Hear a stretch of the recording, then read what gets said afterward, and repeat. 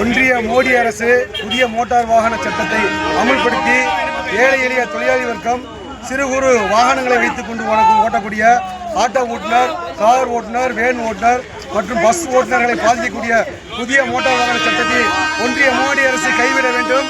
இந்த சட்டத்தை எதிர்த்து பீகாரில் அகில இந்திய சாலை போக்குவரத்து சம்மேளனத்தினுடைய பொதுக்குழு உறுப்பினர்களும் பீகாரில் ஆட்டோ தொழிலாளர்கள் மற்றும் ஏழை எளிய தொழிலாளர்கள் அனைவரும் இணைந்து பீகார் பாட்னாவில் மிகப்பெரிய மாபெரும் செங்கோல் இயக்கம் CITU பேரணி நடத்தி கொண்டிருக்கிறது.